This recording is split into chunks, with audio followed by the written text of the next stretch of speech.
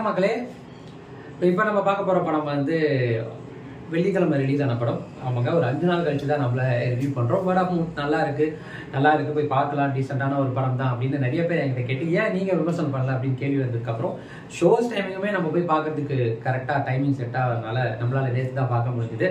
ஆமாங்க, நம்ம மணிவர்மன் அவர்கள் இயக்கத்தில் தமிழ்குமார் அவர்கள் நடிப்பில் வெளிவந்திருக்கிற ஒரு நொடி அப்படின்ற படம் தான். ஸோ எனக்கு இந்த படத்தில் என்ன பிடிச்சிருந்தது, என்னென்ன பெட்டரா பண்ணிருக்கலாம், என்ன ஒர்க் ஆகல அப்படின்றத பார்க்க போகிறோம். ஸோ வாங்க ஷோக்குள்ள போகலாம். இது நம்ம ஷோ ரீல் வந்து போச்சு. எப்பா சாமி போதும்டா ஓட்டது ரீல் அந்து போச்சு. ஸோ ஒரு நொடி இந்த படத்தோட ஒன்லைன் என்னன்னு பார்த்தீங்க அப்படின்னா, வட்டிக்கு பணம் வாங்கி தன் இடத்தோட பத்திரத்தை கொடுத்துட்டு மீட்ட முடியாம ஒரு சூழ்நிலையில மாட்டிக்கிற ஒருத்தர், அதுக்கப்புறம் அந்த கடனை அடிச்சுட்டு பத்திரத்தை வாங்கலான்னு போறவர் காணாம போயிடுறாரு. அவரை தேடி போலீஸ் அவரை தேடி கண்டுபிடிக்கலான்ற ஒரு நோக்கத்தில் ஆரம்பிச்சு இன்வெஸ்டிகேஷன் பண்றப்போ நிறைய அதிர்ச்சிகரமான சம்பவங்கள் நடக்குது.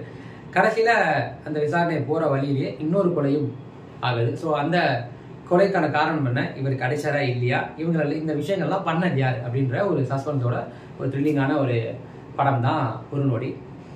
இந்த படத்துல இந்த ஒரு நொடிக்கான காரணம் என்ன அப்படின்றது அந்த படத்தோட கிளைமேக்ஸ்ல புரிய வச்சுறாங்க. வார்த்தையா சொல்லலைனாலும் அது புரிய வச்சுறாங்கன்னு சொல்லலாம். ஸோ இந்த படத்துல வந்து தமிழ்குமார், MS பாஸ்கர், வேலா ராமமூர்த்தி மற்றும் பலர் நடிச்சிருக்காங்க.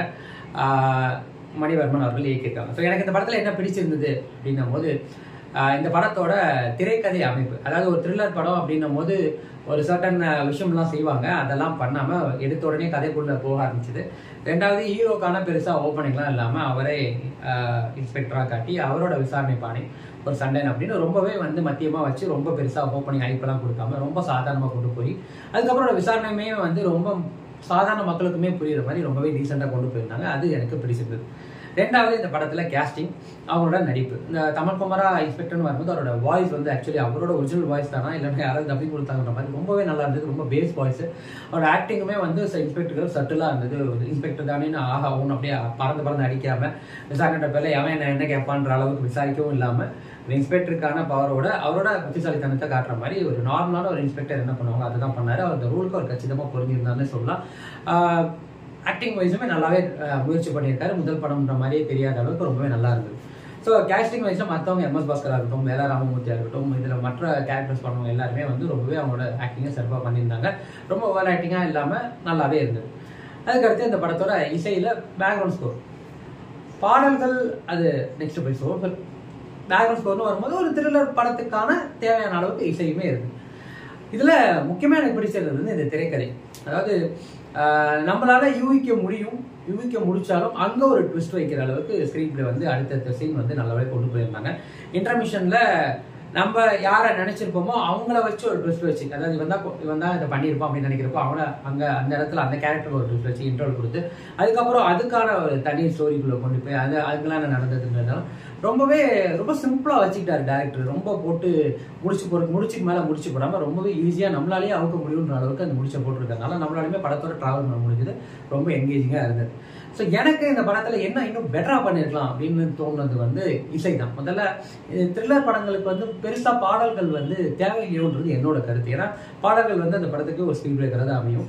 அதுவுமே இந்த படத்தில் வந்து முதல் பாதியில் ஒரு பாட்டு, இரண்டாம் பாதியில் ஒரு பாட்டு வைக்கணுமே அப்படின்ற மாதிரி ஒரு ஃபோர்ஸ்ஃபுல்லாக, அதாவது அவங்களோட கேரக்டரை காட்டாம அவங்களோட ஃபேமிலியெல்லாம் தனியாக சீன் தான் காட்டாம பாட்டை வச்சு ஓகே, பட் அதையுமே அந்த பாட்டெல்லாம் தவிர்த்துட்டு 2-3 சீனாக வச்சிருந்தாலே அது முடிஞ்சிருக்கும், புரிஞ்சிருக்கும் அப்படின்றது என்னோட தாட். ஸோ இசை இன்னுமே பாடல்களுக்கு முக்கியத்துவம் கொடுத்துருக்கலாம், அப்படின்னா பாடல்கள் எல்லாமே இருந்திருக்கலாம். ஸோ ரெண்டாவது வந்துட்டு சில இடங்கள்ல வந்து நான் சொன்ன மாதிரி யதார்த்தத்தையும் தாண்டி ரொம்பவே வந்து அது படம் அப்படின்ற மாதிரி ஒரு சில இடங்கள்ல காட்சி அமைப்பு இருந்தது. அது மேபி படம் எடுக்கிறப்போ எடிட்டிங்ல எதுவும் மிஸ் பண்ணலான்ற ஃபீல் இருந்தது. ரெண்டாவது நடிப்புமே வந்து ஒரு சில இடங்கள்ல நடிக்கிறாங்க அப்படின்ற நம்மளுக்கு அந்த தாட்ஸை கொடுக்குற மாதிரி இருந்தது. மூணாவது, இந்த படத்துல வந்து சொல்லப்பட்ட அந்த ஒரு நிமிஷம், அந்த நான் சொன்ன மாதிரி அந்த ஒரு நொடியில யோசிக்கிற முடிவு அது எவ்வளவு பேரோட வாழ்க்கையை பாதிக்குது அப்படின்றத அழகாக காட்டியிருக்காங்க. பட் அதுவுமே இன்னுமே வந்து கனெக்ட் ஆகக்கூடிய அளவுக்கு கிளைமேக்ஸை வச்சிருக்கலாம். ஏன்னா நடந்துக்கிற விதம் நம்மளுக்கு அந்த ஃபோர்ஸ்ஃபுல்லாக ஒரு இதில் திணிக்கிற மாதிரி வந்தது. எமோஷனலாக பெருசாக கனெக்ட் ஆகாமல் போயிடுச்சோ, அப்படி ஆயிருந்ததுன்னா இன்னும் நம்மளுக்கு அது ஃபுல்ஃபில்லிங்காக இருந்திருக்குமோன்ற ஒரு தாட். ஸோ அந்த எமோஷனல் கனெக்ட்ன்றது இன்னும் கொஞ்சம் மெனக்கெட்டு இருக்கலாம்.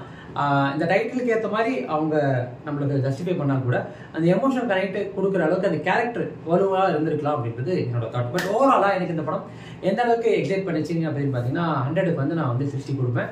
ஒரு ஒன் டைம் வாட்சபிள் டீசென்ட் த்ரில்லர்னே சொல்லலாம். ஸோ அவ்வளோதான் மக்களே, மீண்டும் அடுத்த வாரம் வேற ஒரு நல்ல திரைப்படம் வேற ஒரு நல்ல விமர்சனத்தோட உங்களுக்கு சந்திக்கிறேன். பயப்படம் உங்க விஜய் ராதகன் மறக்காம நம்ம சேனல் சப்ஸ்கிரைப் பண்ணுங்க. உங்களுக்கு இந்த வீடியோ பிடிச்சிருந்தா லைக் பண்ணுங்க, உங்க ஃப்ரெண்ட்ஸுக்கு ஷேர் பண்ணுங்க. இன்னும் என்ன பெட்டரா பண்ணலான்றத கமெண்ட் செக்ஷன்ல சொல்லுங்க.